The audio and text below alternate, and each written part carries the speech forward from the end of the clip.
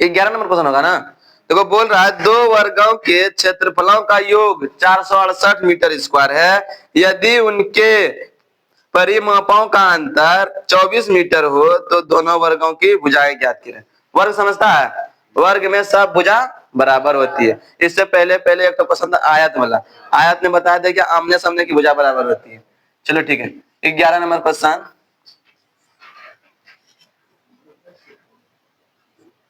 दूठो वर्ग की बात, दूठो वर्ग बोल रहा था ना। मान लो ये पहला वर्ग है और ये दूसरा वर्ग है। कोई दिक्कत? ये क्या है बाबू? वर्ग।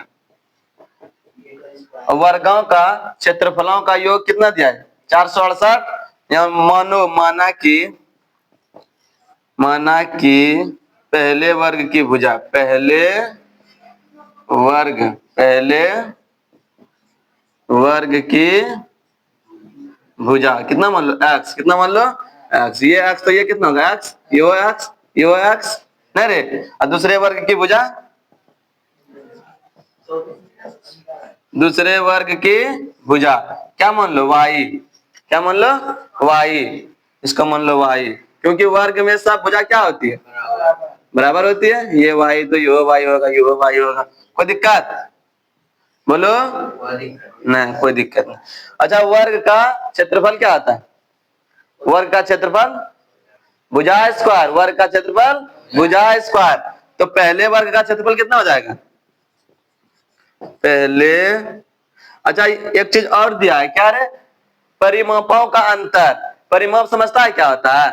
परिमाप होता है कि एक बिंदु से तुम चलना प्रारंभ करो और फिर घूम फिर के वहीं आ जाओ, उसे क्या कहते हैं? परिमाप।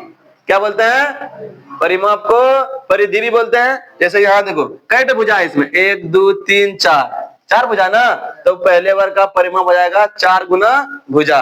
4 गुना भुजा। जैसे पूछ देता है क्या, त्रिभुज का परिमाप बताओ, तो तीनों भुजाओं को जोड़ देते हैं, परिमाप होता है वही। तो ये हो जाएगा पहले वर्ग की परिमाप बराबर कितना होगा? 4x होगा। और दूसरे वर्ग का परिमाप कितना होगा? दूसरे वर्ग की परिमाप कितना होगा? 4y रे, क्योंकि इसको y माने थे ना।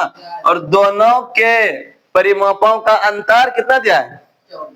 दोनों वर्ग के परिमापों का अंतर मतलब घटा रहे है ना। अंतर दे दिया है 24 मीटर दे दिया।